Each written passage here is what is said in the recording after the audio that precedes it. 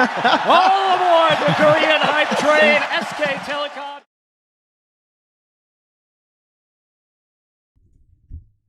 All right. We're back for a delightful 3-0. Great format, guys. You know, I just fucking love it when Weibo Gaming can make it to the semifinals at Worlds without beating a single LPL or LCK team. Yep. Really, really cool format. Very, very good. Very good. Really glad we don't have double elimination. You know, it would actually just suck, you know, to see more of KT or LNG or BLG when we could just have Weibo and semis. Very, very good format. It's time to get into draft for the first game of the... All right. Let's check out what's going on. Okay, so they don't want to first pick Rumble. Renata Glass. Crisp has actually been quite good on Renata Glass this tournament. No Azir for Xiaohu. Jarvan ban, not too surprising given Contract's performance. Zaya ban is standard. No Maokai. So, Orianna. All right, first pick Orianna. Right into Aphelios Nico. We talk about the adaptations off the board. Or Aphelios Rel. Okay, Senatom Kench. I like this because they would probably target this in the second round of the draft. This combination was extremely powerful, obviously, against G2. They were really good at lane bullying and then transitioning that pressure into other lanes. So, yep. How am I doing today? I'm doing just fine. Started a little later. I was enjoying being bad at the new ranked season of Apex, where I play with a bunch of Japanese people from Korea.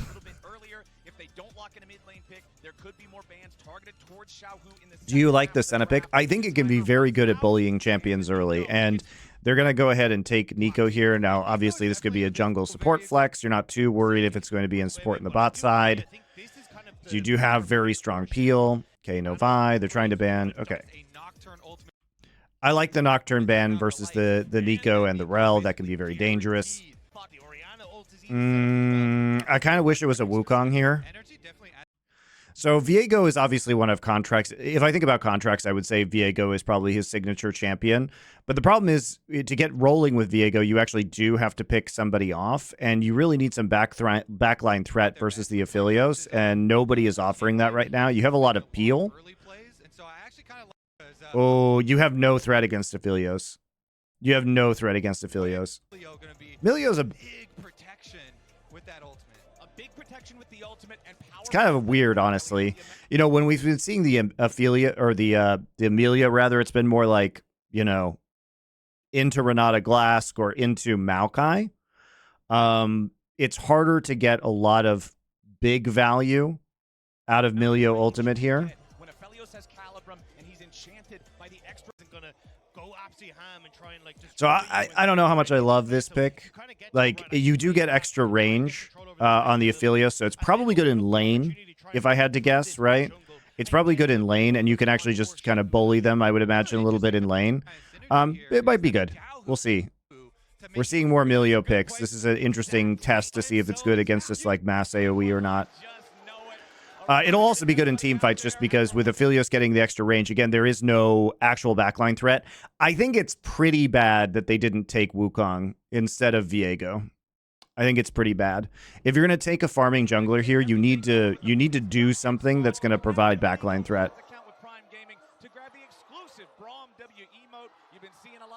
Sejuani plus a melee top. I mean, you could do Sejuani here too. Obviously, lots of synergy with the Renekton, but I don't think Sejuani is good here either. I think you need to do something, and this Milio pick might be very good as a last pick, just because that added range means there's even less threat on the Aphelios, and clearly they were prepared for Senatom Kench, so they must feel that this is a good lane versus them.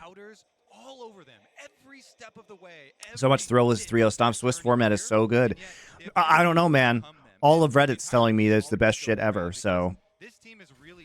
Yeah, it's completely reasonable that you could make it... By the way, guys, here's something funny. In the old format, as shit as it was, and I'm not gonna say that Swiss is worse than the old format, because it's not. It is better. But one thing the old format did have going for it was once we moved to 4 Korean and 4 Chinese teams, right, in the group stage, so because they had to be distributed 1 in each group, it would, in fact, be nearly impossible to make it out of groups without taking a game against an LPL or an LCK team. I think, obviously, technically, it would be possible to get out, but it'd be, I mean, it basically is virtually impossible. However, now, thanks to Swiss, Weibo can make it to semifinals without even having beaten a Korean or Chinese team once. That's crazy. As well. And now with their most formidable opponent before them. The Viego is just a little bit weird because you just are not, like, you have to be able to pick somebody off, and it's just probably not going to happen, right? You can always make mistakes, clearly. Especially considering these Weibo players really know what it takes and have experience winning an international. But if this Aphelios comes online in the late game or the mid game, and it's going to be really hard in an even game state, I think, or even, you know, being ahead a little bit to kill him in the end. Do people really care about anyone else but First and LoL Worlds? I care. I care a fuck ton, Valhalla CS. To make it into playoffs. This was a roster that you never really knew what you were going to get. Even surely Weibo won't be finalists. The classic Gen G international choke incoming. Weibo in the finals, 3-0 JDG. Although hilariously, Weibo is actually one of the teams that's beaten JDG more than most this year. Carry potential as we have that same play. Weiwei bottom. Weiwei coming in on the Ralph, goes for the flash. Is Xiaohu, because expecting this team coming in to... All right, this is definitely a weird gank. Okay, so this is unexpected because they see Weiwei on the ward right here, and he actually just is going to walk all the way. He's going to hit 3 on the Raptors. They think he's going to go for this clear, obviously. They don't think he's going to skip all of his camps and hit this timing, but because they're pushed up... So this is a really good gank attempt. Oh, well, he gets out. Thanks to Abyssal Voyage at level 2, he actually gets out. So he uses flash, but gets the pressure down. Does force FBI's flash, so it's probably a good trade. Do I think KT has any chance today? Yeah, I said if they can play pick comps, if LNG, if you watch like Power Spike and somebody inside to talk about this, but if in our previews, but if we see, if LNG is correct that pick comps are the weakness of JDG or a way to beat them, and KT plays pick comps, maybe, but probably not. I mean, it's a long shot. Trying to build his rage at the moment. Yep, needs to stack that up. Wants to be able to have an empowered spell here for this. Hits level 4. Golden Meek already used here. Yeah, KT's tomorrow. It's Gen G. It's Gen G BLG today. Flash, stun, follow up coming in from Contracts. The Shy trying to get back. He goes unstoppable. They wanted to save a little bit of extra damage. Oh, nice. All right, he's gonna die. He didn't even flash the Shy. Ooh, that could be a pretty strong clapback if Rel comes topside. NRG getting something on the board. Oh, that was beautiful for NRG to be able to get first blood, but the That got him to be able to get really waiting to try and get contract stun on him, but the Bramble Vest. He was able to get under the tower, gets the counter. Yeah, that could be dangerous. He actually can't heal right now off of Empowered Q very well.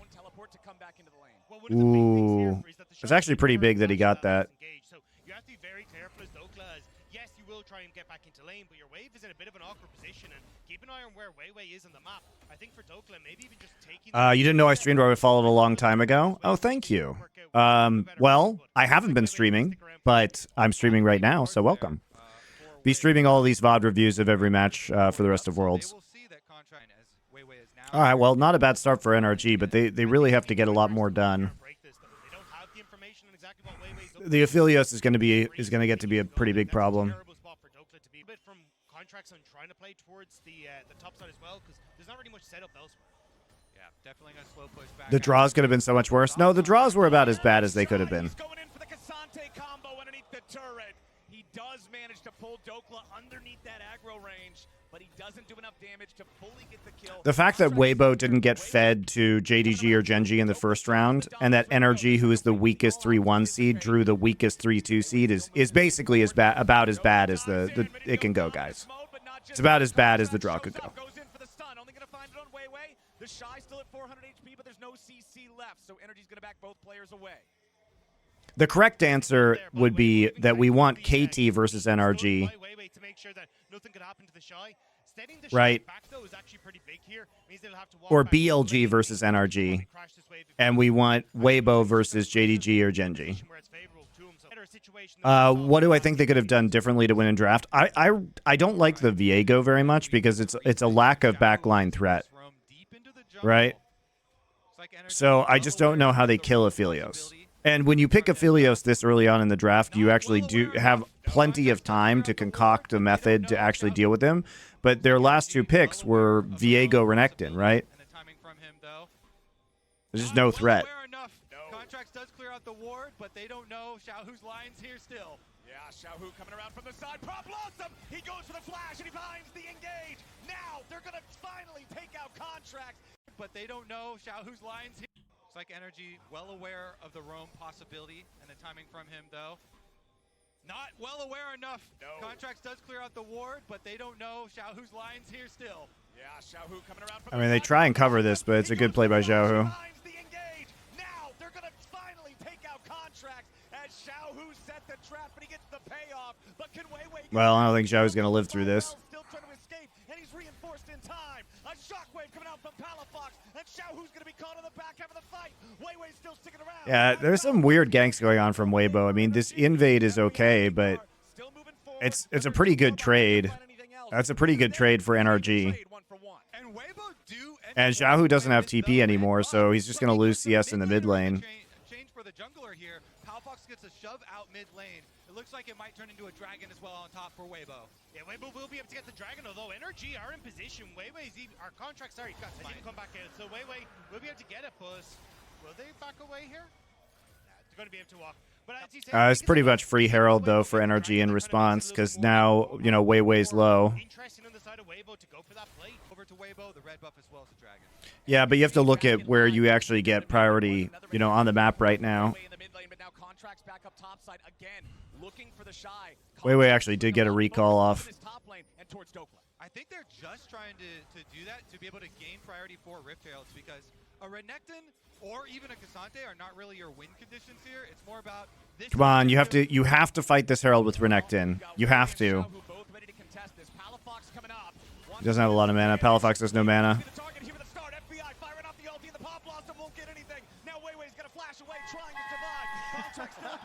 Thank you. Lock and lol, I appreciate your Prime sub. Thank you very much. Opted for Renekton here. Seems safe for a last pick. Yeah, it does. Remember they hovered Gwen too, which, you know, Dokla's played a lot of Gwen into Cassante and LCS. I would have rather seen Gwen Wukong, I think. You can feel the tension rising here in just the first game of the quarterfinals. Because at least you have threat onto Light at this point in the game, right? Allows you to skirmish very effectively on the top side. You have the winning 2v2 early in the game. But I think you have to have at least the Wukong. If you want to play farm jungler, carry jungler, then fucking do it with Wukong, because Viego just can't kill anybody, most likely. They have the information, but they don't have the numbers. Weiwei goes over the wall. He wants to try to contest it. Instead, it's going to be secured. And now Weiwei's stuck in the pit. He has to crash down over the wall to escape, but Dokla's ready to follow him. May have been a bit of an error here from the top side of NRG, but the dominance from Dokla's ready to keep the fight going. Palafox goes in. All right, this is good. Palafox gets stunned. Doesn't matter. Okay. All right. This is what you want to do. Why is BLG fighting this? This is actually crazy from BLG. Or for Weibo, rather. I mean, you already... Basically, Weibo already conceded this by, you know, taking the dragon and then losing that tempo, and then you don't have the push up here, right? You don't have the push on the top side. You're fighting a Renekton who has ultimate. It's a late Herald. Or he's back, or he has mana now. I mean, Weiwei's chunked out. You have multiple multiple champions that can get over the wall. It's a fucking terrible teleport from the Shy.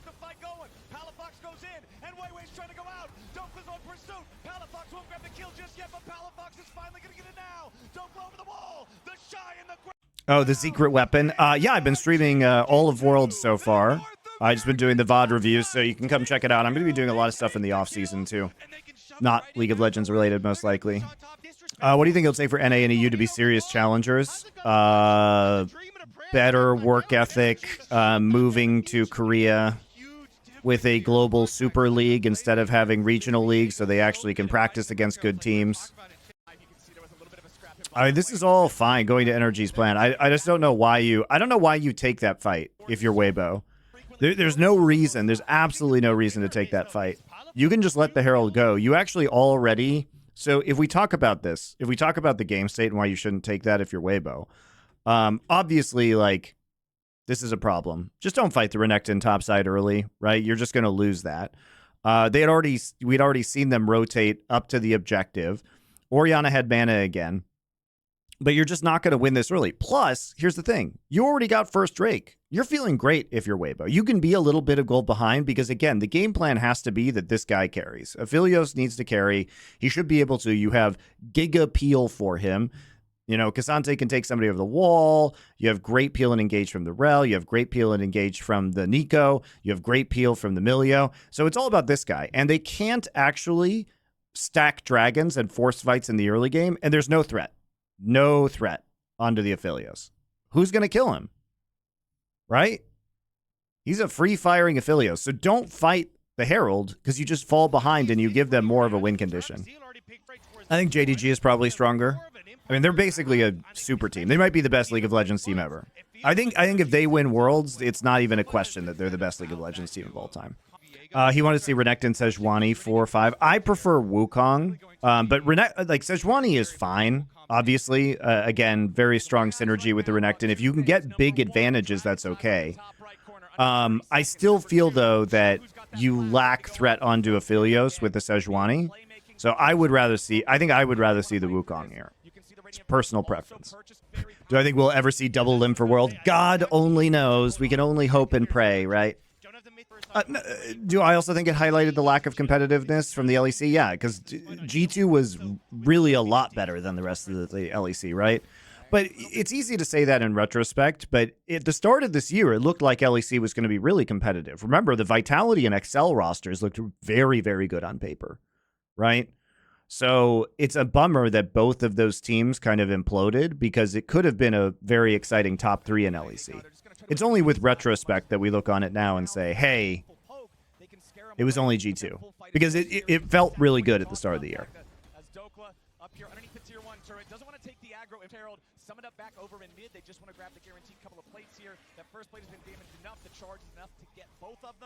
I mean, this is good for NRG. It's a pretty substantial lead. Oh. Found out with this center route.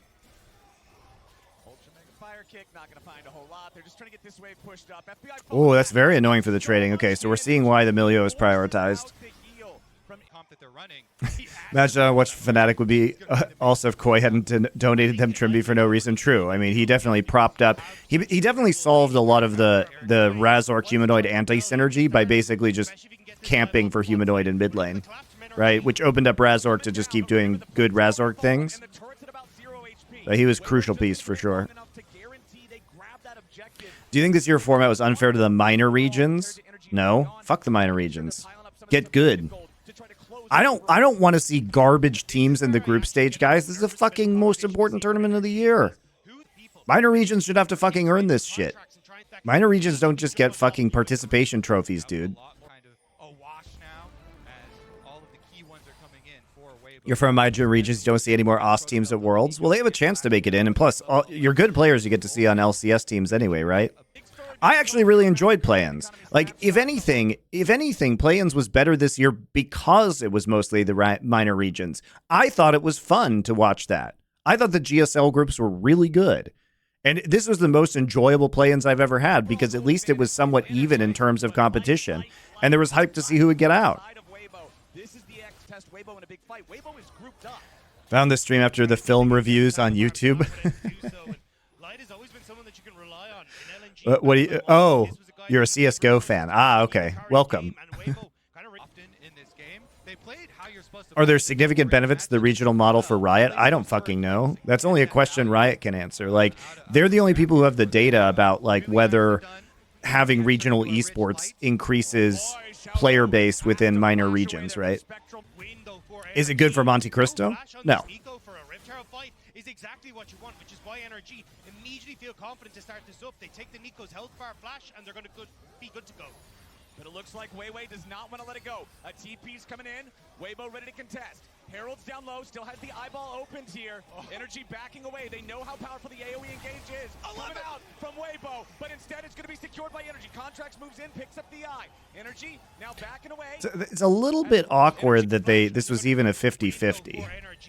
No flash on this Nico for a Rift Herald fight is exactly what you want, which is why Zokla has to clear out a pink ward because otherwise he might get stopped on his TP. So what's going on here is he was trying to go into Tribrush to walk up or threaten the TP, but there was a pink ward there, so he can't do it because his TP might get interrupted. But it looks like Weiwei does not want to let it go. A TP's coming in. Weibo ready to contest. Herald's down low, still has the eyeball open here. So trying to avoid. But it looks like Weiwei does not want to let it go. A TP's coming in. Weibo ready to contest. So Nico's coming in. They have a TP, but they're going to have a 5v4 advantage here before Cassante can get in. Forces actually Cassante's TP into the back of the pit. Okay, just leave. I mean, it's a good trade. You actually did get 2 TPs out of that if you're NRG. You had to use a TP previously to get Palafox in the top side, but you're still going to have pressure. You get the Herald. It was a little bit flippy. But 11 HP off. Contracts is able to get it. Weibo still get mid tower. Take up a mid lane turret. It's going to make it way easier on the side lane. Okay, so you can push out. You can Herald mid right now. Try and take Drake. Yep. Really good push. I will say for NRG, they've been playing a really great, like, high-tempo game on the map. Their macro has been quite good, both versus G2 and right now. Yeah, super nice. Yeah, but even just, you know, Captain Flowers is right. You know, the Chemtech Drake does, or the Chemtech Soul has lower value here. But, you know, the additional shield power, it's actually really good with Ori. So even just the regular Drakes are pretty good. You can see where Xiaohu was. This is kind of Weibo going right.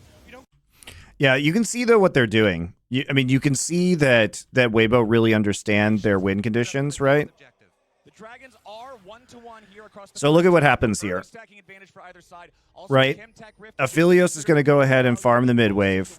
They actually just don't care because, again, they've delayed this soul so long. Tom also likes this shield, yes. They've delayed this for so long that they just can opt out of really taking this Drake at all. They clear out the mid wave with light, then they're going to donate him turret gold in the top side, and he's just going to farm out this entire wave. So now we're in a situation where we have this massive Aphelios who is like giga farmed. He's also building properly, which is nice to see, right? He's going Infinity Edge.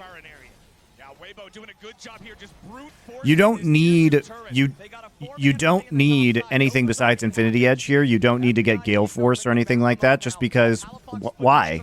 There's no threat to you. You have Mega Peel as long as your team is doing its job, and your job is just to be the ultimate carry right now. So this also gives them a little bit of Baron priority as well.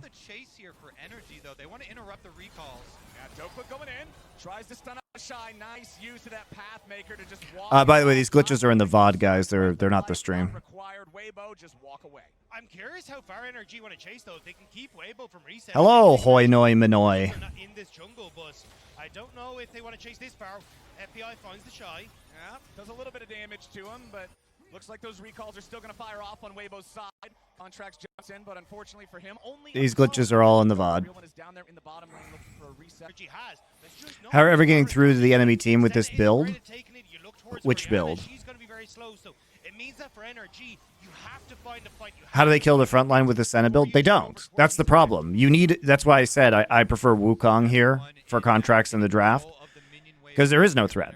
I mean, they know there's no threat to Aphelios. And honestly, there's just no excuse for this draft from NRG, because Aphelios was taken in the first rotation on red side. So it's not like you didn't know. The flash out from Light is good. Now Ignar has to flash himself to escape the counterpunch from Weibo. Rosti, thank you for a Twitch Prime sub. Saw the moment to grab that valuable target, but Light's reaction time. It's still a valuable summoner, though, especially when you look towards things like Baron and Dragon. You're welcome. I'm glad you really enjoy the content. Thank you for your subscription. Who do I have winning it all? JDG. They're by far the safest pick. And yeah, I mean, unless Genji chokes again, then we should get a Genji JDG final, because Genji's side of the bracket is like giga easy compared to JDG's. Yeah, they hovered the Wukong. I think it was a better pick. Oh my god.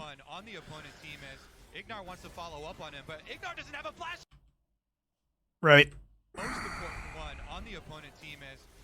So the power spike for Aphelios is coming through. He's completed his Infinity Edge now. Huge damage onto Ignar from the Aphelios. He actually just can't do anything. Xiaohu comes around with a flank. FBI is here. But they can't actually do anything. Good play by the Shy. Flashing over the wall and getting the ultimate off onto FBI. Now they're going to kill Palafox, and that's Baron.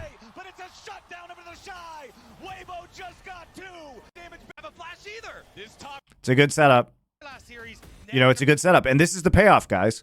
So remember, you know, they did get that vision control, including, I believe, that pink ward down when they traded the Drake and pushed forward. So now they have this very long lane to work with, and Milio goes ahead and sets up this ward, which provides the key target for them to TP onto and collapse. It might be the most important one on the opponent team, as Ignar wants to follow. But it's not really possible, I don't think, to fight this if you're NRG. I think it's just too late. I think this Aphelios is too huge.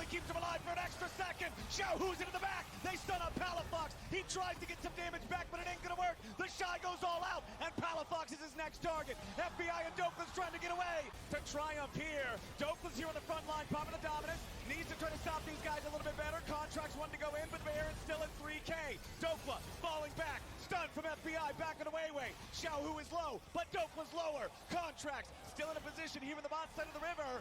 Weibo will not get the Baron in 3v5. Energy, fight him off. If the game goes long enough, doesn't Orianna Senna win? Probably not. Because you have to actually kill Aphelios at some point in time. This is unbelievable, actually. Sorry, I was watching chat. All right, what are we doing? What are we doing? All right, let's take a look at this game state. So 30 seconds, 15 seconds. TP is up for Palafox. You don't have 3 ults here, but you should still be able to turn this, because remember, like, Dokla's the only one with an ult that's alive. NRG are going to need a big play to try to triumph here. Dokla's here on the front line, popping the dominance. Needs to try to stop these guys a little bit better. Contracts one to go in, but Baron's still at 3K. Dokla falling back. Stun from FBI, back on the Weiwei. Xiaohu is low. I don't understand why we're focusing on Dokla here. Just fucking finish. Just get Contracts out of the pit. Contracts doesn't have flash and he doesn't have ult. How the fuck does he even get into the pit? Right? You should be able just to peel him out. Like, why is the Shy? Why is the Shy? Where does his ult go? Oh, his ult was already up. That's right. You just have to finish this and get rid of Contracts from the pit. You can't go on to the Renekton.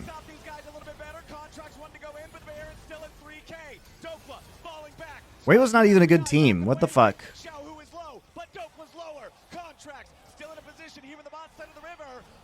Now they just give up Baron for free. This is outrageous. How did NRG lose this game?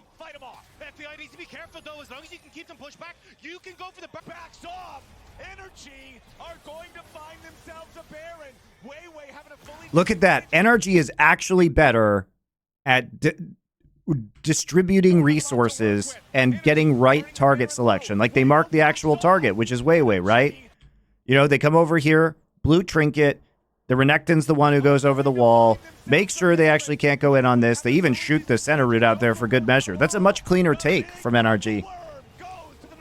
3v5 scenario as we go into the replay to watch. Oh, Ignar. The beginning of why we had to fight. Oh, he was so good on the Tahm Kench in that last series versus G2, but it's so hard to engage onto this composition like that. You totally disrespected the TPs. This opportunity, the scramble from NRG is great though. Using that blast cone to get FBI. As we go into the replay to watch. Yeah, the thing is, like, you know, you understand why they do it, right? Aphelios doesn't have flash here. You see him right here. You get horny for the Aphelios. 3v5 scenario as we go into the replay. But unfortunately, you actually just don't even, you don't surprise them.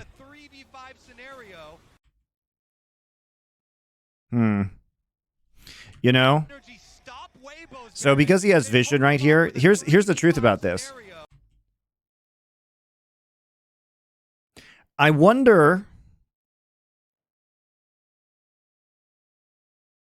if they had just waited for the I wonder if Contracts was seen going around that corner and that's what caused Light to move.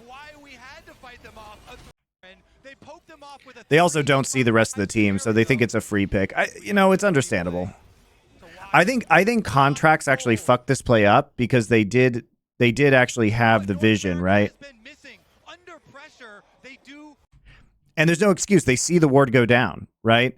And so because they have vision right here, I think because there's no more minions in the mid lane and there's no ward, right? So NRG knows the ward was here because they saw it placed down with their own ward. If you let Ignar engage this, first without Contracts showing and you engage it over here and then Contracts is able to like come this way, I think maybe you just get this kill, actually. I think it was misexecuted. I'm not sure the idea was bad.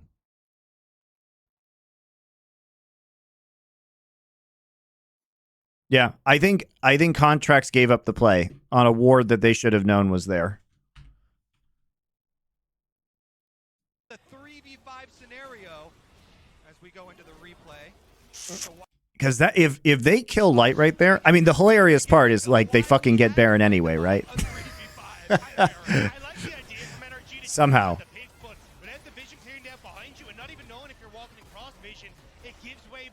I don't think it's about. I think that if they CC Aphelios there, he's just dead. There is a cleanse up, but as long as you can get next to the Aphelios with the Tahm Kench and the Viego, you can stick to him enough. But you know what? It doesn't fucking matter because they somehow got Baron regardless, right? You're winning right now, NRG. Just keep this up. Look, you already shoved it into the tier 2. Just provide pressure around the tier 2 and bot. Do I like Bourbon? I'm more of a Rye fan, personally. I enjoy Bourbon, but I enjoy Rye more. Bourbon's too sweet. You know, you don't actually care that much about giving up Drakes if you're NRG. It's more important to get these turrets down. Basically, the gold for the Baron was Baron plus, you know, the tower, so they didn't actually get a lot from that. Did get some minor gold advantage by pushing in the bot lane, most likely. Look how scary this Aphelios is, though.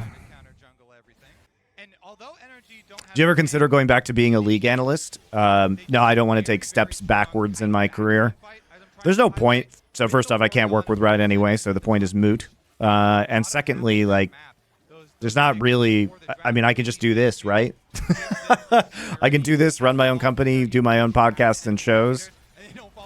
I can do all the fun stuff that I enjoy doing in League of Legends without dealing with all of Riot's garbage and the fact that I wouldn't own anything at the end of the day and could be fired at any point in time like Dash. Yeah, the Uga deal from Ardbeg that's a banger one, man. I really like that one. True, but I loved watching you. Okay, what's preventing you? You're watching me right now. You can watch my shows on YouTube. There's plenty of ways. There's hours and hours and hours of my content every week. Thank you, big ol' lasagna.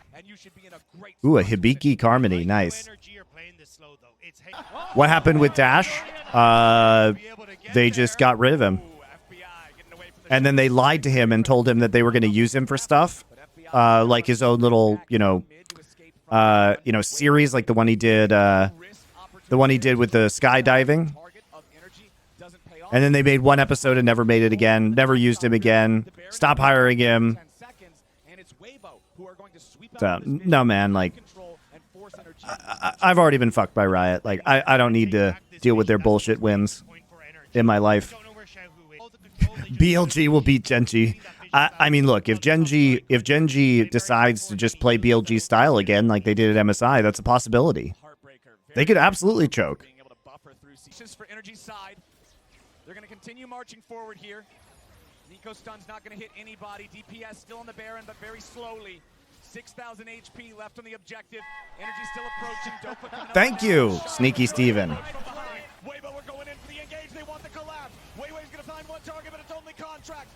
The Shy had a very good flank here.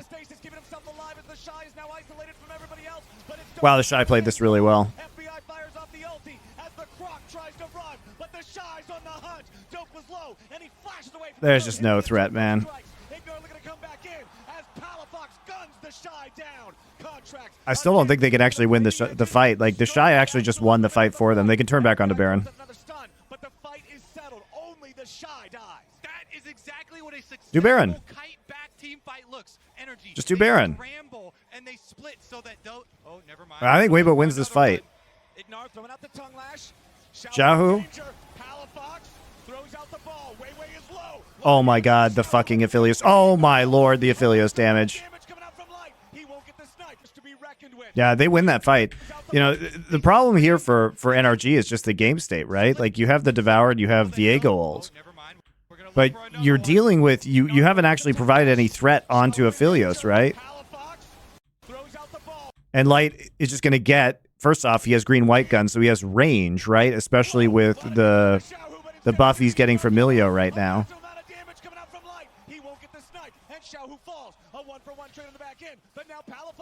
Yeah, like, he has great guns for this engagement, and there's no threat. As we talked about, there's no threat. How are you going to get close enough to him when he has Milio range buff and he's got green and white guns?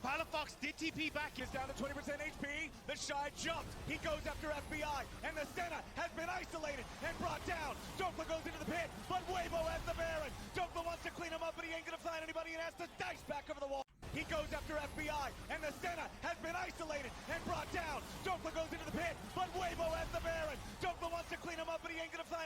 Dokla literally has to run away from being next to an Aphelios in the Baron pit. Couldn't get on towards lighting the pit, but Weibo has the Baron. And Crisp is down to 20% HP. The Shy jumped. He goes after FBI, and the Senna has been isolated and brought down. Dokla goes into the pit, but Weibo has the Baron. Dokla wants to clean him up, but he ain't gonna find anybody and has to dice back over the wall. And there's just no threat, man. This is rough. Now they got the objective. This game is delivering so well back and forth. The fact that the Shy did such a good job of preventing Palafox from entering the pit. Honestly, I think it's kind of amazing that NRG is actually even in the game at this point in time. You know what I mean? Like, Weibo had to play bad to get it here because I think they just have such a significant compositional advantage, and the win conditions are just very, very difficult for NRG. Merciless when they come up mid lane, that's going to guarantee that Weibo can force down the tier 2 turret. Light is so massive on this Aphelios with double summoners plus the Milio though to protect him. Weibo, the onslaught. Energy side, there's threats in so many NRG felt very disconnected this game. They split up a lot. Yeah, but they also actually did do a good job of managing the side waves and taking objectives for the most part. They just don't have a win condition, and Weibo is playing really, really well around just getting this Aphelios Giga farmed. Now, NRG is not behind in gold, but look, they can't do shit. How do you kill him? How do you kill Light? You can't. He's huge. He got all the farm. You know what I mean? Like, okay, you got his cleanse. It costs your entire health bar. You know, you still have Milio ult in case he gets hit again. You basically have 2 cleanses onto the Aphelios. He's got BT shield.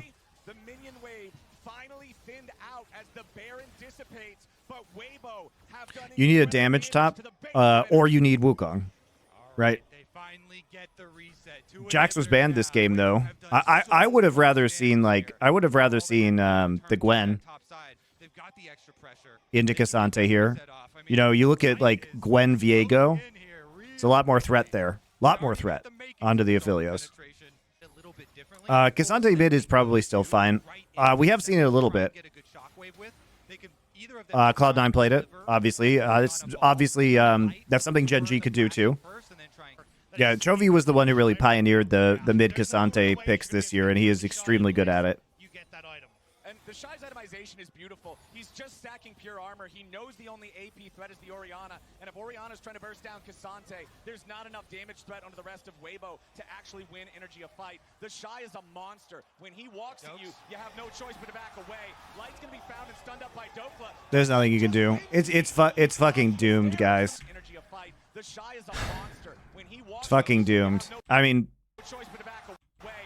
he actually gets some damage done, but there's just no... There's nothing you can do. There's nothing... Like, once he has BT, he's just gonna heal up. You know what I mean? Like, they didn't even have to use anything. Didn't have to use cleanse. Didn't have to use Milio ult. I mean, at end of this point, the game's over, guys. The game's over. Like, I guess you could criticize NRG for trading Drake for Baron, but they just can't do anything. And the Shy played this really well all game. All of Weibo were very patient with their win condition. They did fuck up at times in terms of their macro, but they played how they needed to play at the end of the day. Like, the Shy played super well. Light is just untouched this game.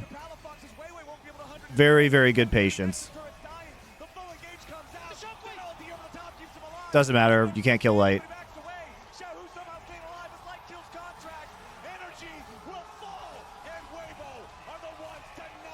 He has red gun now, so he's just got infinity heal. Look at that. He's already full HP again with a giant shield. Wow. Oh, I think that game just felt closer than it actually was. But I think NRG played well in spite of like the draft problems in this game. Red last pick support seems value. Yes. Last pick support right now. R5 support is very good. Okay, NRG same bans as last game. All the same bans as last game. Same first pick as last game. All the same picks. All the same picks so far.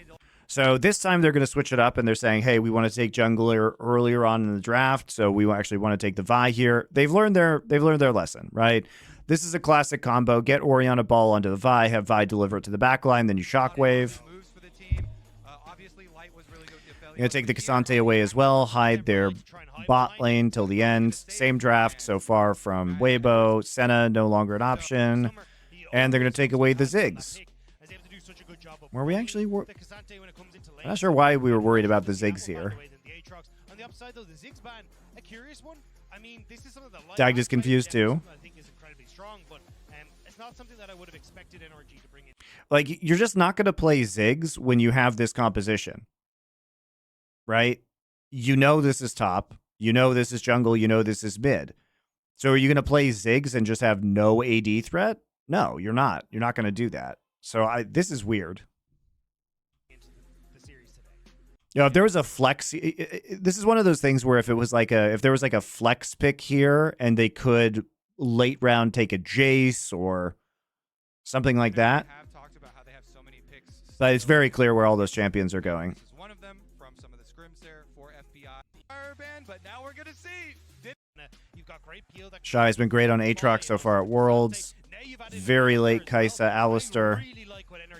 So now they actually have backline threat. So they identified the issue from last game. They said, hey, we couldn't kill his Aphelios.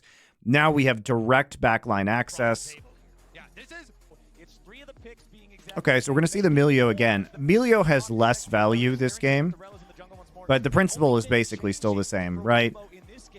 Have a strong front line, have a strong flanking presence with the Nico. But if you can get into the back line, there's not much the Milio is going to be able to do. Yeah, Lulu is better here. This is weird, actually. I don't know why they would... I don't know why they take the Milio. I think the Lulu is just straight up better. Like, the Lulu helps more with survivability on Aphelios against the dive than the Milio does. Is it just for the range? Yeah, but that's not... You don't need the range. You need to survive the dive. It's different. Last game, you needed the range to stay away from their front line. This time, you just need to live. So having Lulu shields and Wild Growth seems better to me. I mean, it's not terrible, right? Like, Milio does still provide things that are useful, but it just feels like Lulu would be better. Yeah, Polymorph as well is really huge. Maokai off the table makes Milio less necessary, and Renata. It's the combination of Maokai and Renata. I was sold, though. I was a little bit skeptical at the start of the draft of the Milio last game. Turned out it was a huge pick. Really good pick. So maybe I'll be surprised again. But I don't think so. All right. By the way, guys, I've been waiting for this the whole fucking tournament. Vi's been a priority pick. Vi's been picked or banned so many times. We know what Vi is. Vi is a turd.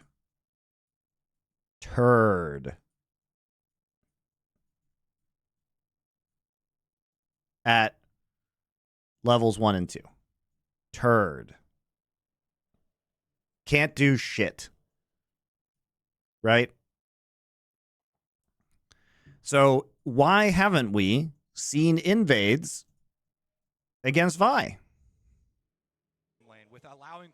Because the problem with Vi is that you don't get Q until level 3. I'll explain this to people who don't know about Vi. So you basically, if you're trying to jungle, you don't get Q until level 3, and she cannot duel.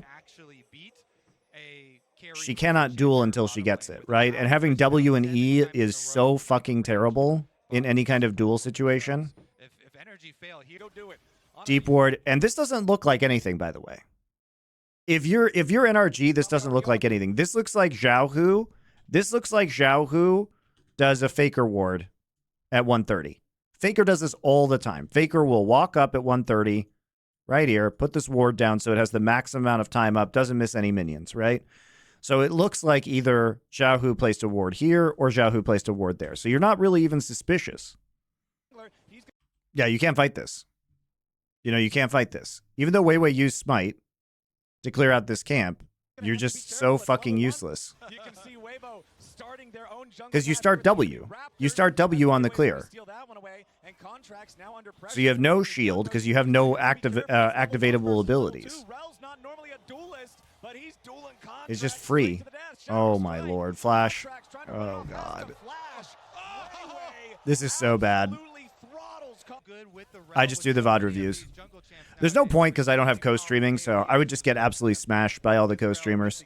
Plus, this time is very good because nobody else is streaming these games, and it's evening in NA.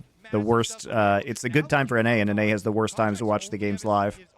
So for people who haven't seen them and still want to watch them, you know, on Twitch with some amount of commentary, this is better. Okay, this I disagree with. All right, this I disagree with. So remember, the ward is still there. That ward got placed by Vi. Right? That ward got placed by Vi. So they actually know. If we think about the game state at this point in time, yes, you have to go back as Vi. There's not a lot of choice. You're feeling incredibly bad because you are still level 1. Weiwei's going to hit level 3 after he completes your side of the jungle. But they know he's there because of the ward, right?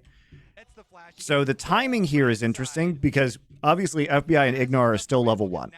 So they've had to fall back. You always have to play passively at level 1. We see Alistairs get shoved into turret on third wave all the time. But if they hit level 2, which they will soon, then there's not really much of a threat. Right? Because you're not going to dive an Alistair once he's level 2.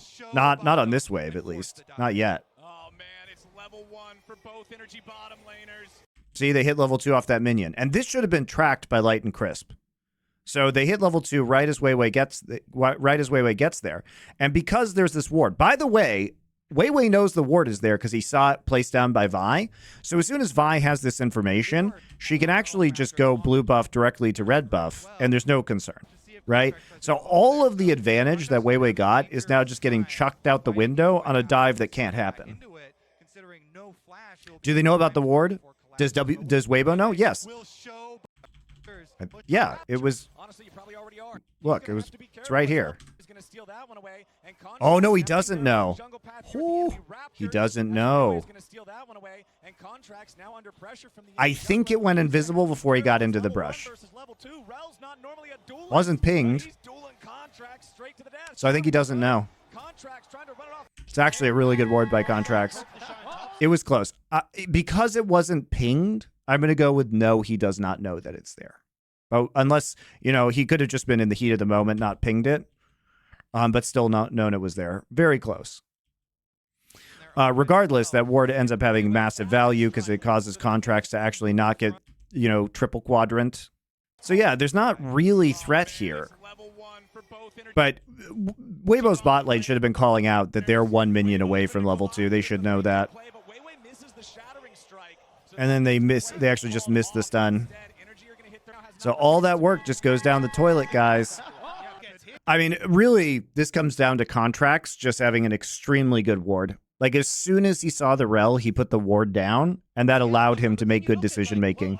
So whether or not Weiwei knew about it, and I'm gonna err on the side to say he did not know, the ward value there was absolutely crazy. Because if you're Contracts and you don't see him on that ward, you absolutely cannot go. You can't go here, right? You can't go here. So if you don't know where this guy is, right? And I think it's natural to assume that you actually wouldn't attempt that dive. I think that's just a mistake by Weiwei. Again, around level 2 timing on Alistar. You're just not going to get a kill that early in the game, most likely. Because this lane is pushed, right? This guy could be fucking anywhere. You know what I mean? You wouldn't have known necessarily that he went and did your Krugs first, as opposed to just doing the red buff. He could have gone red buff straight to red buff, right? And you would never have known because this lane is pushed up. And this lane's pushed up. So Contracts, without that ward, Contracts is like giga fucked. Enjoyed your co-streams with Doa last time you guys streamed League? Well, I streamed a bunch earlier this year, these VOD reviews. But yeah, unfortunately, because we don't have co-streaming privileges, that wasn't really an option this year. What does Vi upgrade to from turret? Strong. I mean, at that point, she has very strong ganks, right? You just need Q. To be able to teleport to tower. All right, here we go again. Weiwei coming in, looking for the shattering strike. Nice juke bag, Nar. Again, he doesn't find what he's looking for. It's even if you hit that though, it's so fucking hard to dive this. Like they have both flashes, they have cleanse. You're doing a good job of minion denial. Like, don't get me wrong, this is effective, right? This has been effective. You've got one plate here down, getting close to number 2, right? It has been effective. Look at this. You're pretty far behind. But I would just say that I would just try and keep Contracts down. I think the more important thing is just not letting Contracts back into this game rather than doing what they're doing on the bot side. Is co-stream a possibility for me? Absolutely not. Because frankly, like, I'm not going to do the things they want to do. I wouldn't antagonize Riot on my co-streams, obviously, but like I'm not gonna let them control the rest of my content, which they would do. Basically, like if I started saying things like Riot is clearly a misogynistic company that had to pay $100 million to settle claims against every single woman who ever worked for them because they're such a pile of shit, and that why weren't any executives fired for this? No one was held responsible. They would pull my co-streaming rights, even if I wasn't saying that on a co-stream. What if I just said that on a podcast? That's my podcast with my company. And I'm not going to do that. They're not just going to get fucking away with it. They get to get away with it with everybody else, not with me. And I'm happy to make a deal with them where I don't say that on co-streams. It's the same shit. I did thousands of hours of League of Legends casts for Riot and for OGN. Did I ever say anything bad about them on those? No, of course not. I'm a professional. But you don't get to police my life and my content. They use co-streaming to solicit criticism immunity from the biggest people in the scene. And I'm not living that life. So, does Dom not criticize Riot? Not really. Like, he'll criticize the formats and stuff like that, but he won't actually call them out for being a dog shit company. the problem is, It was a good invade, and they did get advantages out of it, but you feel like Weibo probably could have pressed this harder. But again, I big credit to Contracts. That ward was actually huge from him. That ward actually made it so NRG has a fighting chance in this game. Otherwise, it was just going to be doomed. Stop watching OGN and LCK when you and Doa left here for a taste. Well, Tukist, you can actually... Doa and I are doing a show right now about TV. And you can just go to Last Free Nation Culture, and Doa and I have a show together about non-esports stuff, if you want to watch it. To be honest, both in playoffs, regional finals, and now at the World Championship. Weiwei going for these level 3 ganks consistently in the bot side, trying to make sure that anyone that Light and Crisp are up against are under pressure, and they keep going. There's losses all over the place, man. And we get the -1. Come on. Make it stop, Flowers. I don't think Weibo are taking their foot off the gas pedal anytime soon, man. These guys are looking... I'm going to watch a review of the Marvels. We actually did do, we did Secret Invasion. We're doing Loki now. We did the first episode on Loki, and we're going to do another episode on Loki, I think, next week. Expect Weibo to continue putting this pressure on the bottom side, right? Shehu going to have control. Rift Herald down in the plunket there. Make sure you're able to get the charge, get more gold into Light's hands, and then again, just let Light be this massive Aphelios with the accompanying Melio. And it's again just trying to play off the fact that you've got the enchanted setup there in the bot lane. All right, Weibo. Surprise, surprise. He's on the bottom side of the map. Haven't seen this. I think Loki's quite good. Secret Invasion was fucking terrible. Yeah, if you want to laugh, we have a bunch of hilarious takes about how bad Secret Invasion is. Go back and watch those episodes. It's like a bunch of TikToks as well that are pretty funny. Weiwei's early control over the jungle, y'all already talked about it, is allowing Weibo to just dominate the game. I think Contracts punched first. So if you want to be entertained by us shitting all over it, you can go back and watch our Secret Invasion episodes.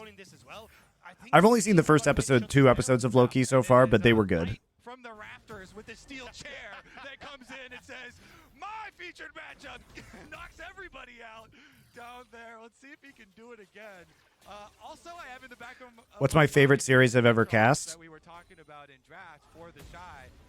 Ooh. It has been, Probably still that 2013 Summer Final, Faker's first win, the Zed versus Zed game. Aman CA, welcome. Start to see the transition of the 80s McDonald's, so good. Dude, that was absolutely egregious, the product placement of McDonald's and Loki. It was so funny. So good on the champ. And remember, at the beginning of the tournament, he was still building lethality Aatrox, but he said... Do I think there's a possibility of the casters forming a union? Nah, they're all scared little cowards. A lot of the... never mind, we're going to go for a bottom side dive here. NRG, they kill the ward, they're still going to go. NRG wants to make the 4-man play. They got the Unbreakable Will, and they're ready to start. Weiwei's already here for the counterattack, but they jump Good. Yes. Excellent.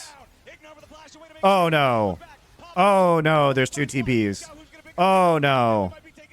Oh, no. Casante's not TPing. Oh, no. Oh, no. But now they're trapped between a rock and a hard place. FBI falls. There's nothing left. Dokla? It's 5 kills. Hello? It was 4 kills. Dokla. Yeah, I know you thought it would have been 5 kills because it would be natural that it would be 5 kills because Dokla could join that fight. Understandable casting mistake. But he said after that one, his coaches talked to him and they're like, "Hey, yo, Trox, nothing to be messed with, man. This guy is so good on the champ." And remember, at the beginning of the tournament, he was... I mean, the setup here is pretty obvious, right? They have mid lane pushed out. There's a giant wave crashing. You see Ignar here on the flank. You have to suspect that this is coming in. It's a very, very long setup. And the problem here is that this bush is already pinked, and the wave is not really pushed out here. So they have to delay this pretty substantially to get in. Rel is already shadowing. Free TP, also free TP. NRG wants to make the 4-man play. They got the Unbreakable Will, and they're ready to start. Weiwei's already here for the counterattack, but they jump in. The killer instinct's gonna find Light. Like, you see the intent, but they used everything in order to achieve that. Ult gun, ult gun, ult gun. They used 4 ults to get the 1 kill onto Light. Blossom only finds 1. Xiaohu's gonna pick up Ignar, but now he might be taken down. The Shy teleports in. World Enders ready to end their world, baby. FBI staying alive only for a moment to kill. I mean, I think that the right play is for Dokla to TP. I mean, it's certainly not to have everybody, 4 members of your team fucking die. The Shy teleports down behind them and slams. Yeah, I mean, you shouldn't make the play. Like, here's what should have happened, guys. Here's what should have happened. If we're being honest, the play shouldn't be made. The play shouldn't be made. They know you're coming. They know you're coming. Right? They see the Alistair here. Orianna is literally, there's a ward here. There's a ward here. They see Orianna walking into river. There's a ping right here onto Orianna. Cleared it out. Chris puts a pink ward right here, right now. You don't have the wave ready. You don't have the wave ready. They're able to zone FBI off the wave. I mean, Weibo plays this well, right? FBI takes damage. The setup takes way too long. Way too long. They're like, hey, yo, so Freak buffed up the Gore Drinker and Q's down. You still haven't cleared the wave. Shy has Gore Drinker. NRG, they kill the ward, they're still gonna go. NRG wants to make the 4-man play. They got the unbreakable will and You have to use absolutely everything in order to get this done. Plasma applied, so you ult in.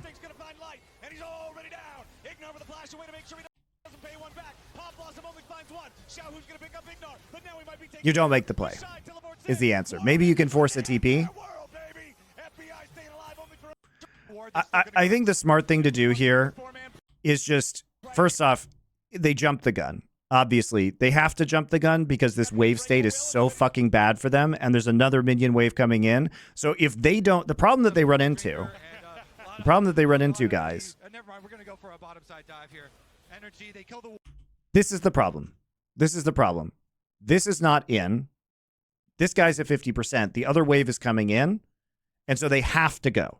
They have to make the call now. So you have to go in or you have to go out, right? And in this case, you probably should go out. Just concede it. There's 50 seconds until this. You know, clear this out a little bit. You can push this up and then recall, right? So you can either try and force a TP by hanging around here for a little bit, but I think you back out, get your recall up, and then reset for this Drake. Because this ain't it, man. Like, you don't even have a mythic on this guy. Yeah, Doko's probably saying, like, oh, I need Iceborne.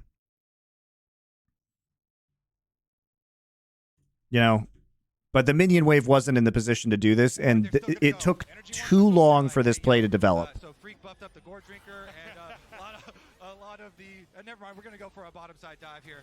NRG, they kill the. You can actually just get Drake control right now. In this side of the jungle, push up your solos, and then reset for Drake. They just got too horny because they couldn't kill Aphelios last game. This is what happens, guys, when you play a series, right? You see that same draft. You see the Rel, Nico, Aphelios, and like, oh my god, that Aphelios, we just couldn't fucking kill him in the last game. What are we going to do? And then they're like, oh, we can kill him now. But this ends up being such a terrible play. Like, Shy has Gore Drinker. He just actually got a recall. Your top laner hasn't recalled, doesn't have a mythic yet. Oh, man. Nice denial on the Q from Vi.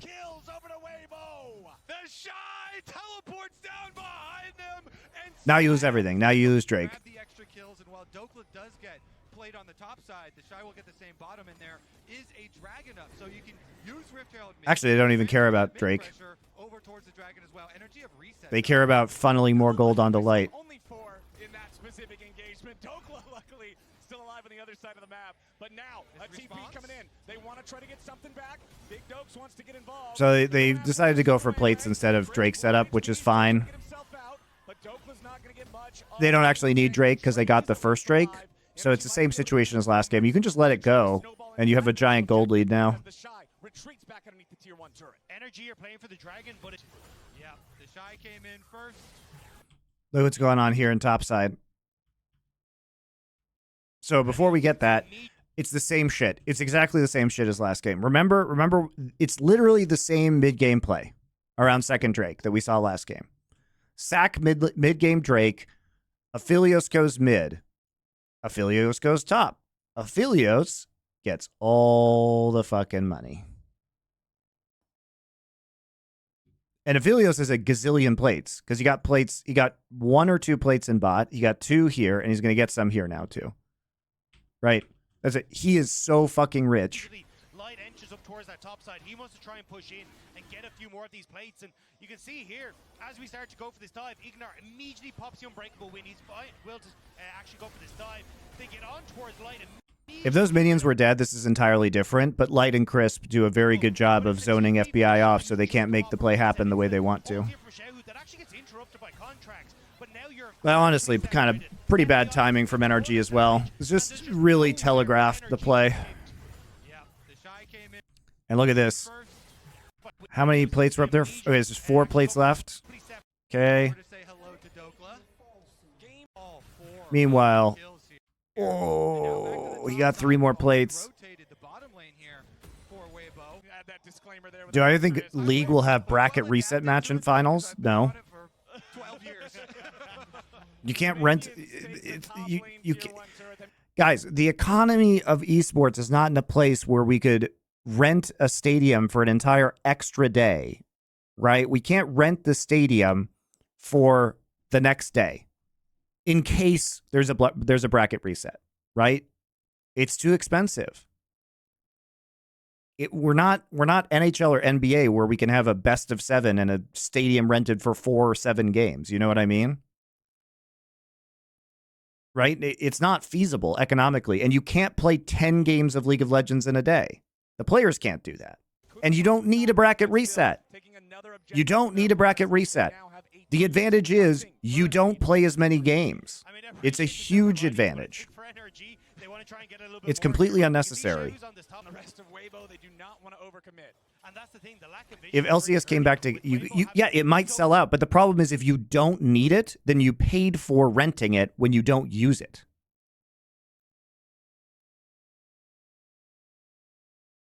Yeah, you get side pick in the 5th game as well. You have substantial advantages. If it's a double elimination bracket, you can play 2 or 3 fewer best of 5s. Bracket reset is both unnecessary, it's unnecessary, and it's expensive for no reason. Bracket reset means that the winning team, if they lose the finals, because they technically haven't had a loss yet, then you play another series after that to represent the loss. So the 2 teams in the finals, if the team from the winners bracket loses in the finals, then you play a second best of 5. People complain about double elim because technically the team from the winners bracket in the final match can only lose once. So while the other team coming from the losers bracket has already lost a series. In fighting games, it makes sense. First off, because there's just higher variance in fighting games. Winning a best of series in Street Fighter, it only takes 30 minutes, number one, so it's really easy to do the bracket reset. And second off, there's higher variance. In a best of 5 in League of Legends, you literally have 5 fucking hours and 5 drafts to win the game. You know what I mean? There's a lot more leeway. No, best of 7 is too much. It's too long in League. I mean, the big dick move, guys. If you actually want the big dick move, the big dick move is the finals should be a best of 3 of best of 5s. And they should be played across 3 different days. That's my personal favorite. We did that in Overwatch. We would play like best of 3 of best of 7s, and it was sick. Like, what I would do is I would play a best of 5, give the teams a day off to prepare, come back, play another best of 5, give the teams a day off to prepare, come back, play a third if necessary. That's what I would do. That's a lot. Would be interesting to see how draft evolves. Yeah, who would complain about watching a best of 3 of best of 5s between JDG and Gen G this year? Be fucking amazing. Wouldn't that run back into the extra stadium day issue? Yes, it would. But if I had to choose, if I had the money to pay for the extra stadium, I still wouldn't do bracket reset. I would do that. Yeah, NHL playoffs format's really good. Best of 7 with winners bracket teams starting off with a win more. Yeah, but then you can end a best of 7 with it being 3-3 in actual games. And that feels really bad, in my opinion. Side selection can be a really huge advantage for teams. And also, just not playing additional best of 5s. Crazy, I know.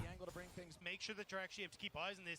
Looking at Weiwei, but they don't know where Weibo is, so good call, back away, and just try and keep doing what you're doing. The money here for NRG. Uh-oh. FBI in some trouble, flashing away from the Good night, XLO for the win.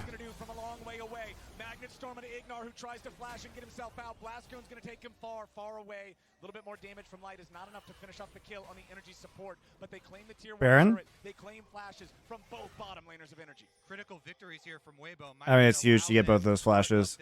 If you had to coach a LoL team for a year, which team would it be? Can it be any region? Well, thank you for the donation. I appreciate it.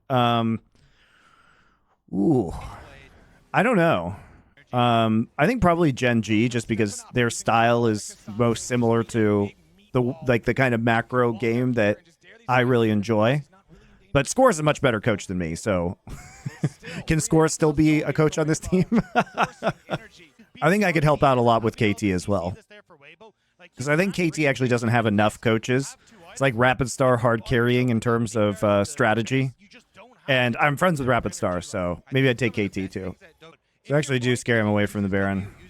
What team did I have the wheel of? CLG when I was coaching them. Do I speak Korean? I mean, I speak enough to get by in Korea.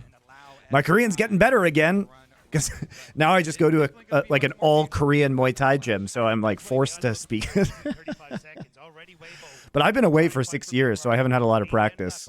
But it's getting better again. Do you think Koreans would cheer for a full Chinese final? Yeah, there are probably still going to be Koreans in that match, first off. And second off, I would imagine there are going to be a lot of Chinese people flying in from China to go to that match. Was Seraph hard to coach? Not particularly. I had a very good relationship with him. Yeah, very nice vision control here. Now, they should turn. Now, this is the kind of composition where you turn if you're NRG, right? Maybe you can bait out a TP and get out. Good job on the flank by Ignar. Ah! I'll get to your donation in a second. Thank you. That's a really nice stop on the engage. Okay. They're onto the Aphelios with the Vi. No! FBI, why?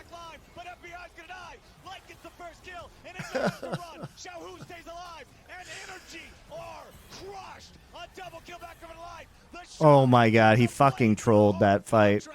And Palafox and Dokla can do nothing but look on as Weibo will absolutely decimate North America's team. The combo was FBI was opened up there.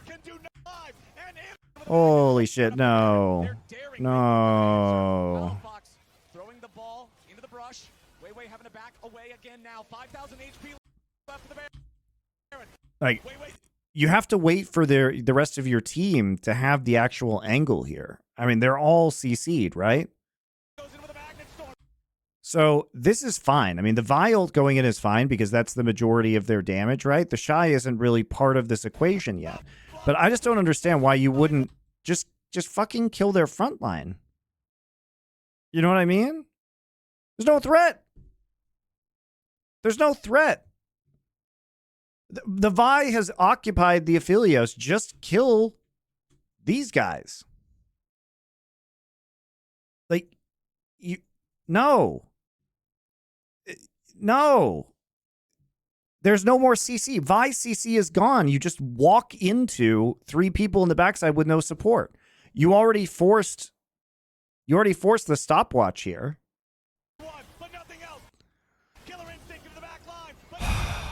Imagine if instead of this, you actually just kite, right? You actually just kite. You can sacrifice the Vi because the thing is the Vi is occupying the Aphelios, so he can't do DPS. You can do DPS. You can do DPS on the way. You can wait for this. Ignar is zoning right here. And then you can actually just use your ult later in the fight. Nico E mid-flight of his R. Oh yeah? I didn't catch that. That's kind of, I can't really see it. It's a good play by Xiaohu because he got it off right before he, oh yeah, there it is. I think it was, yeah, he rooted him. And then he Zonias immediately, or stopwatches. Honestly though, like, my next question is, does that even matter? Because he was dead anyway. He doesn't have, remember, he doesn't have flash. It got blown. Like, the fact that you would do this, especially without flash. Also, he can cleanse, right? He doesn't cleanse. This is terrible. I don't even think he realized he was rooted. Otherwise, he would have cleansed. Yeah, I don't even think he knows. It doesn't matter anyway. It actually just legit doesn't matter. It's still a horrible play even if he doesn't get hit by the root. Yeah, he cleansed much later, but I'm sure he just didn't even realize it. It's actually outrageous, though. I think NRG could have maybe done something there. The game wasn't lost. They actually, unlike last game where they had no win condition to kill the Aphelios, they actually have win conditions this game. Wait, what? Oh my god, I can't believe this series. The combo was separated from NRG. Weibo, just do the Drake. My guys, you don't have anything up. Like, Dokla still has ults. They have TP. The Ori's very annoying while you're in the pit.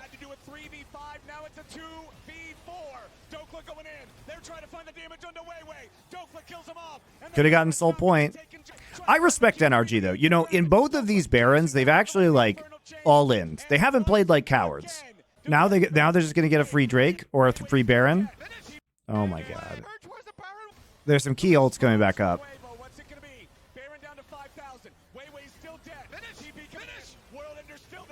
Yes. Huge ult.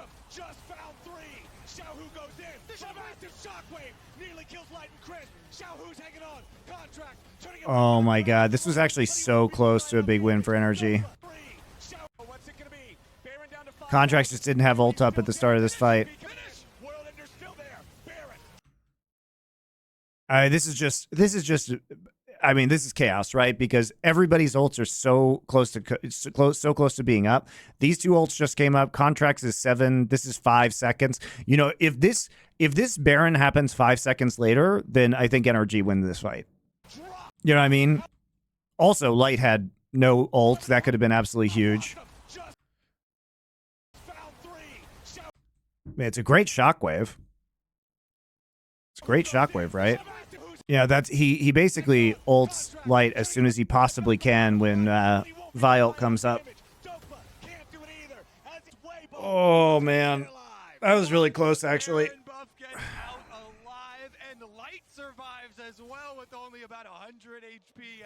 There's a bit of Fiesta.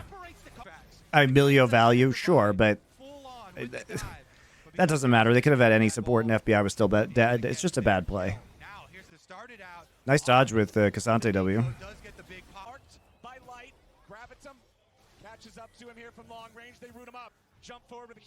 Other donation, TSM Doko Loco. What esport is your favorite to watch when the games are as good as they get? Probably Counter-Strike or RTS games. So StarCraft Brood War, Warcraft 3, less so StarCraft 2. League can be very good too. It's just less frequent, but I feel like Counter-Strike is always great.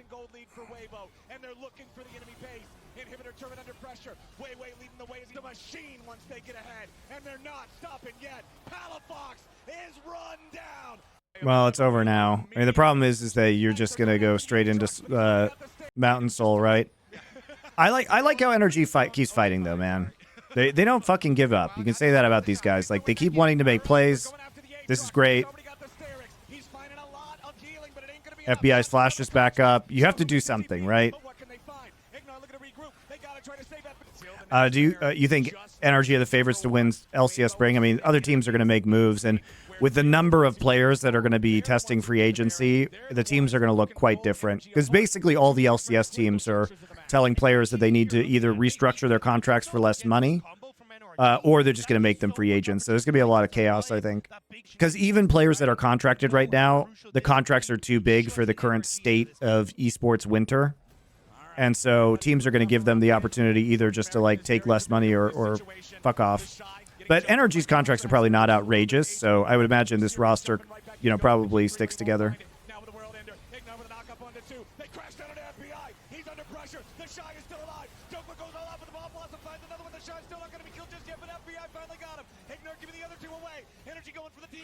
You know, the funny thing is that even though Weibo has had this massive lead, I think this game was actually closer than game number 1 purely because there was an actual win condition. And I think that if that Baron fight had been played out differently, there's a possibility that NRG win this. FBI's ults are just so mediocre compared to Gala and Aiming. Yes, there is a Kaisa diff for sure. Aiming's ults have been fucking crazy good. got everything. Contracts tries to get away with the vault breaker, tries to stay alive. Dokla's in the middle. There's no way Double Lift is coming back next year, by the way. Wow, this is a nice Q3 from Casante. Shy is huge.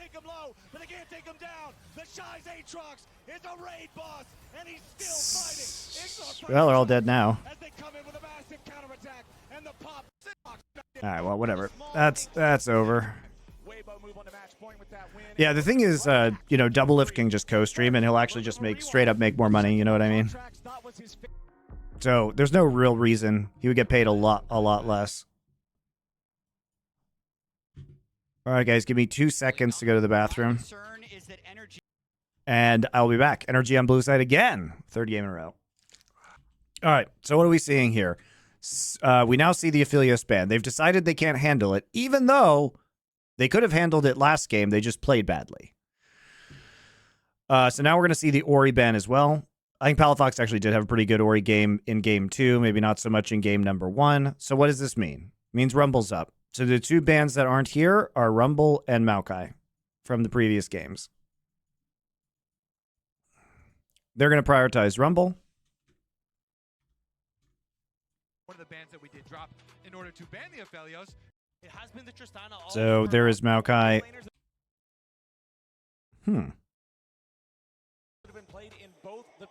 Well, Ignar is a famous Blitzcrank player, so don't be a coward. Play Blitz.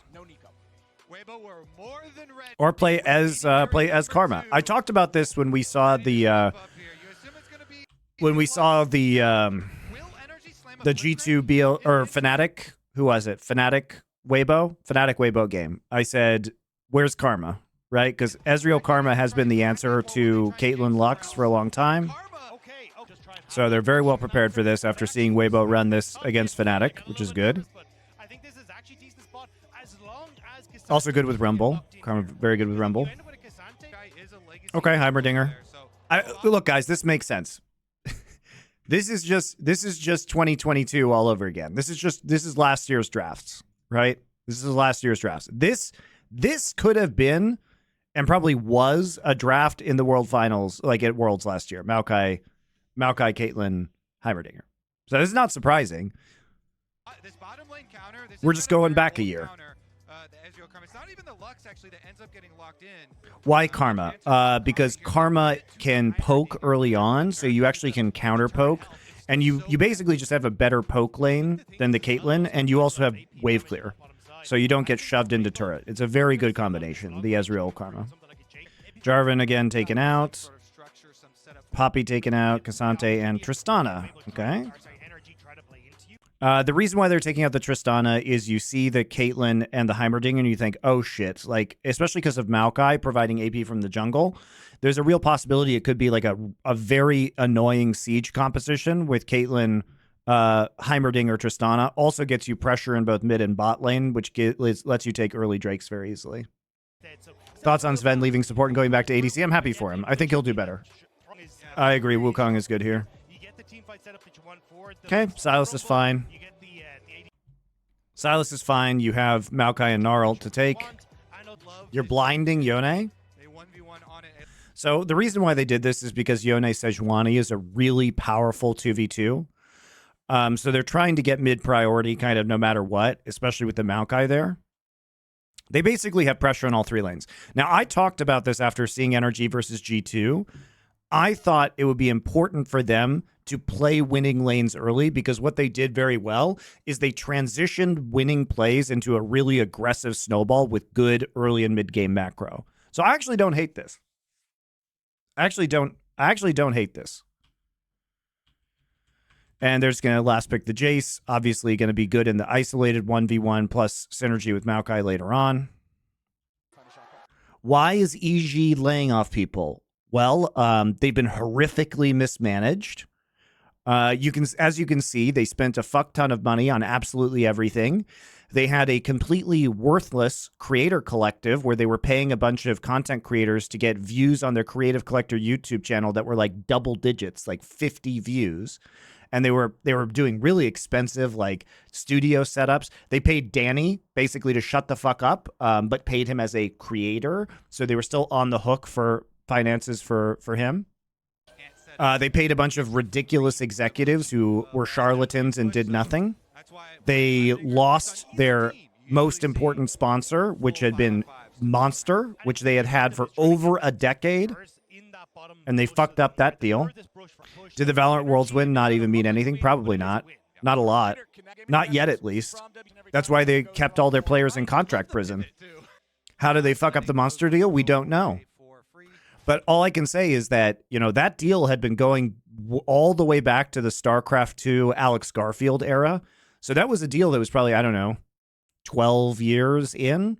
And it was one of the most iconic partnerships in esports. And suddenly they didn't have it anymore. So something happened. Yeah, you remember the Monster Energy shelf behind In Control and Idra's cam in the EG house? Yeah, of course. It's one of the most iconic, successful partnerships in esports, in Western esports history, I should say that way. He's not. Basically, Contracts is just he's playing to cover bot side right now because the pressure advantage is going to go to Ezreal Karma early on. Make sure that FBI and Ignar can get control of this early wave state. With bottom lane like this, you know, Ignar's going to be able to help out on priority. Yeah, they go in hard after Chris. Very nice. I'm really glad they went back to this because this is something that we were talking about with the rise of Caitlyn again. The Karma and specifically the Ezreal Karma combination. Good invade. Super. This is all great. Wait, what? Where's Ezreal?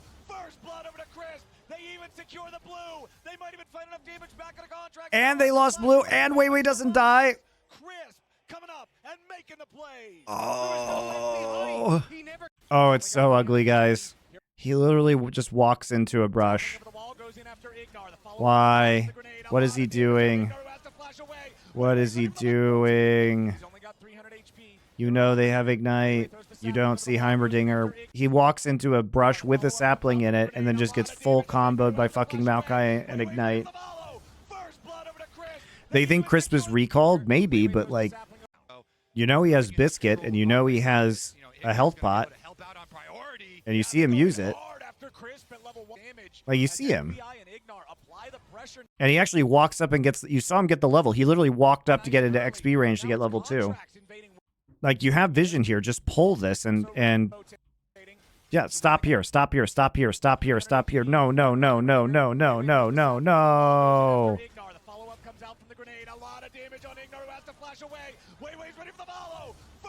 It's also just it's also just outrageous that they get the blue buff.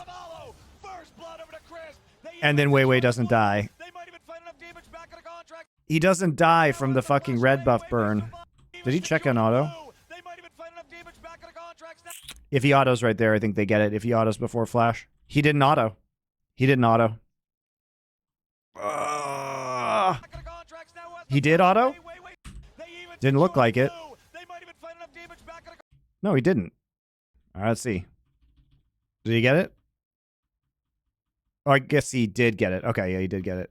Yep. Just not quite enough. Oh, it's so rough. But he got it. You can see it. He does burn a little bit. He does burn.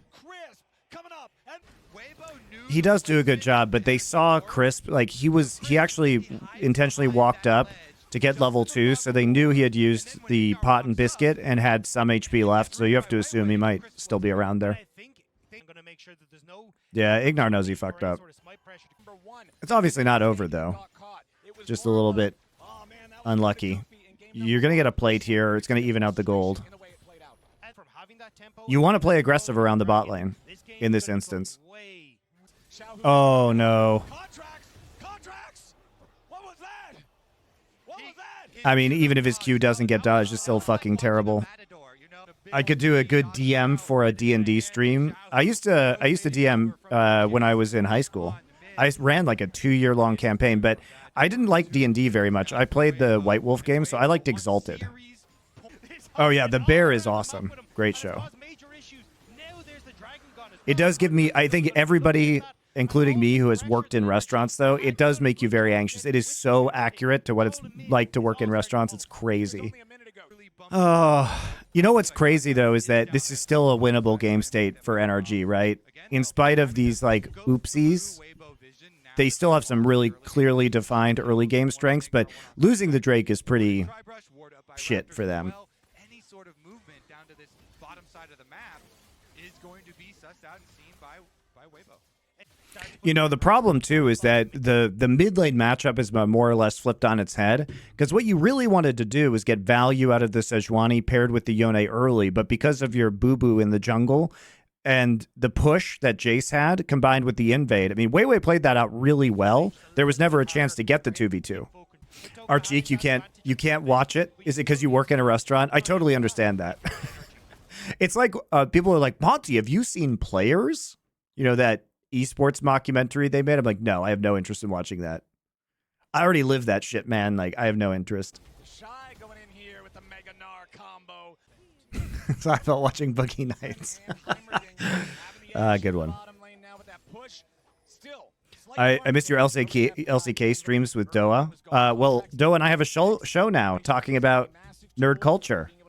There it is. Last Free Nation Culture. Go subscribe over there. Watch us talk about Star Wars and Star Trek and Marvel and shit.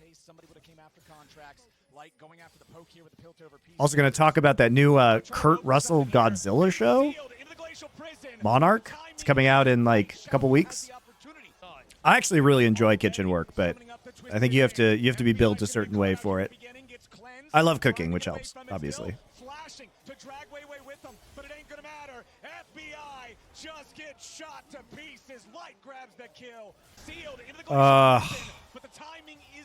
The timing is just slightly off, so he's able to flash before the glacial prison comes. Man, this is so painful.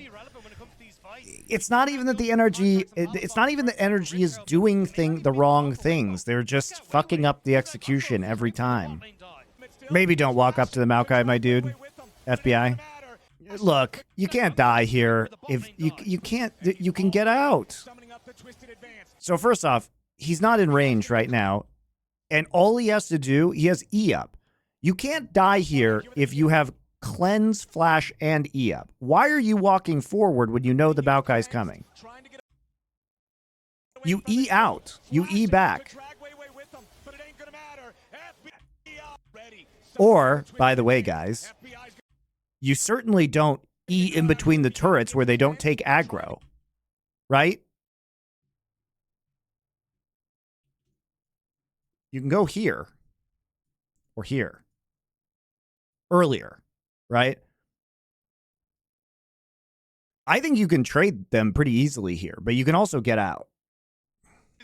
The Senna game was okay, but the other two were pretty garbage. They've got what they came for. They got the push. Weiwei wants a little bit more. Can he smite fight on this? Krontex doesn't have his smite anymore. And Weiwei gets rooted up. Yep, Weiwei rooted up. The Ignite comes down as well. Contract still going after him. Gets the Arctic Assault that time. Flashing after him. Palafox wants in here. They go in to facilitate the E. Palafox grabbing the kill. Well, at least this is the thing about NRG is that even when they make a mistake, they usually can like find an angle to get a play after that mistake. That's pretty good. Whoa, food! Thank you. Wow, looks great. We're gonna get a replay here. Weiwei immediately with the ult. Thank you. My wife brought me some lunch. It was very nice of her. It's kimchi fried rice with brisket. Nice. Thank you, Susie. She prevents me from losing viewers when I take a break. Gotta make that money somehow. Yeah, I'll go back just real quick. Because we got to watch this Herald fight. Oh, nice. I guess we don't really see the start of this. Oh, Xiaohu's just in a pink warded brush. Palafox doesn't know he's there. So, ooh, the knockback on the ult. Or the dash, rather. The problem with Weibo's composition is that by the time that the late game hits, like the control that they have over objectives and choke points is just absolutely overwhelming, right? You have Caitlyn traps, you have Heimer turrets, you have Shock Blast, Maokai ult, you have Gnar ult. Like if they get positional advantage on an objective, there's no way really to break through choke points. And the fact that they have a huge gold lead right now, this game is basically doomed. You needed to get those edges early and transition them into objectives. It's absolutely unacceptable with NRG's composition to lose both the first Drake and the first Herald. It's just doomed. Do I know of trolleys in Singapore? I do not. I haven't had problem finding it in Korea, though. It's everywhere. Ooh, Light trying to play super aggressively. Now he tries to get away as Ignar's going in. A little bit more damage. True shot barrage strikes true, and Light falls down to move over to Exotic / import food. Oh my god. Xiaohu just blowing kids up now. Give this space over towards NRG. Alafox having going to make things a bit easier for them to start to move over towards the bottom side. Oh. Ignar blinking. Oh. Oh no. And Ignar walks right in. Oh no. Okay, well the stun missed.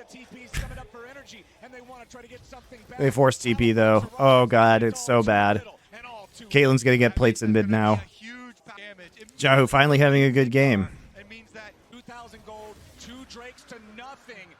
Yeah, Ignar face checking on Karma really very costly this game. Now the problem is that when you don't have the advantage, you just end up losing harder. But they kind of all in with this composition, honestly. And there's very low margin for error in the early game if you do that. You have to actually successfully press the edge. There's basically no hope now. No dive. Just take control of the jungle. What's the reasoning behind Heimer instead of Lux? Well, you would lose the lane harder to Ezreal and Karma, which were already picked by the time you had a chance to pick your support. The poke damage against Lux is really crazy. Also, I mean, the Heimerdinger just provides so much value in terms of, like, zone control. Not to say Lux doesn't, but... That was a big wall up there to catch Dokla on the very edge. Oh. So annoying with the Rylai's, too. What a bummer of a series. It's just it's a lot of misplays by NRG, man. It's just a lot of misplays. It's not even that they've had the wrong idea or the fights haven't been there for them to take. They just individually have been misplaying. Oh god. Just the individual pickups have been absolutely devastating. Versus the Shy up in the top part of the map. Soul Unbound. Oh no! A rock to the face! Learn your place! The Shy absolutely decimates him there in the 1v1. That wasn't even close. Dokla now losing to Xiaohu in the bottom lane. Drops the equalizer. It ain't gonna matter. Oh god, it's just so doomed. Light pushing on mid turret. NRG trying to fight back. They want to try to find. Do I think Bin gets Jax at all? Probably not. But if he does, remember that Doran plays a lot of Jax counters, including Gragas, including Gangplank. They may give it to him. T1 gave it to him, and even though the Gragas died in lane, they did a really excellent job of controlling the rest of the team and isolating Jax into the split push. So it's not doomed. It's not doomed if he has Jax. How does Camille fit? Camille, I don't think, is very strong right now. Now, I haven't seen any big Camille carry games from pro players in a while. Even when she's picked, she seems kind of meh. We saw LNG play her, right? Yeah. Jace with a fully stacked tier and a Muramana. 17 minutes. Feels really bad. This is just doomed. Okay. All right. All right. Well.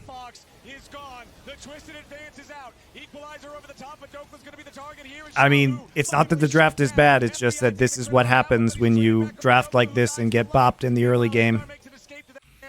The early jungle invade, where they lost pressure in the jungle and couldn't use the Sejuani, like the combination of Sejuani losing that duel in the enemy jungle at blue combined with dying at Raptors, meant so you never got any value out of Sejuani and the Yone Sejuani combination. It's just a fucking train wreck. You actually just can't. You lose in the isolated 1v1 in the Yone Jace, right? And that's what they got. So Xiaohu made the most of it. They actually got a kill onto the enemy jungler. in a 2v1 on an invade. Good invade. Hard to imagine how this game goes another 10 minutes. It's just free. And you know what? They really need just some additional choke control with Hextech Soul slow, you know? I thought this composition really didn't have enough objective control, but...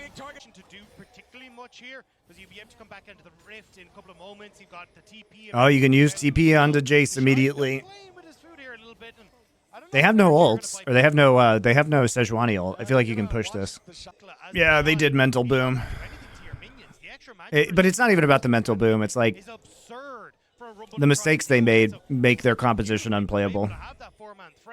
And then the sideline pressure. The sideline pressure, though, might come back to bite the Shy. All right, NRG sending 3 men after him. Make it 4 as the TP's coming in. TP? The Shy trying to fight these guys. Just jumps back over the head. Styling on him for now. But can he continue getting away? Twisted advance over the top. True shot barrage to get it done. The Shy falls first. Equalizer now falling as Contract drops. Xiaohu's got the damage. And Palafox has to retreat. Wei Wei leading the charge yet again with a twisted advance. As Dokla barely stays alive. Wei Wei having a flash out. Double kill back over to Xiaohu. Palafox goes. This is a little bit troll, though, by Weibo. Getting caught in the side lane twice. Light casually 1v2. Yeah, he was in the choke point there. Able to poke them out. Come on, guys. You win this. I'm pretty sure they win this. Like, you have to try. You know, Mantra isn't up, but I think you got to try. Like, they're all pushing forward here. They're all pushing forward. Your team put a Rumble ult here. They can't walk back over the ult. Just fucking all in this guy. Just kill him. It's better than doing nothing, guys. It's way better than doing nothing. Yeah, it's pretty sexy, the trap predict. I mean, I guess what the advantage of this is like, you know, Ignar blocks it with shield, and that means FBI is actually able to join this fight, and they do actually get the kill onto Wei Wei. So the repositioning, he actually provides more DPS in total in this fight, but Light almost basically gets that's almost a perfect trap predict if it's like a quarter second or so, right? If it arms just slightly sooner than Ezreal dies as well. And I guess he had cleanse, maybe he doesn't. Is Maokai J still good in this patch? Absolutely. This is actually just impossible. NRG trying to approach on this, but Weibo, they know it's so huge if they get it. The engage is immediately going to find it's over. Now you're all stuck getting chain lightninged. Oh, Lord. Oh, God. Everything's about to go to Weibo. Xiaohu's in a killing spree. 2 are already dead on NRG's side. Well, that's it. This is what I'm talking about. The objective setup is just so crazy. How do you ever get in here? The health of FBI, who does not have a lot of sustain. Palafox going over the wall. Doesn't find anything with the ulti except a dab. Now they Oh, the Maokai ult into Gnar ult's so good. Ignar's dead. Dokla's dead. There's no chance left for NRG. Rip. Oh, my Lord. Disastrous, man. I liked how NRG tried, though. You know, you can't ask for much more than that. They actually did go out on their own terms. Now, guys, I have to eat this delightful kimchi fried rice with egg. All right, guys. That's it for today. I'll be back to VOD review more of these games tomorrow. Thank you very much for coming by and watching. I appreciate you. Follow the channel now. We'll be back same time tomorrow and the day after, reviewing all of the quarterfinals matches. And we'll be streaming probably a bunch of the off-season as well, some non-League of Legends content. So you guys can look forward to that. I'm going to go eat my food. Catch you later. Ain't no love like a real love, but it goes so fast.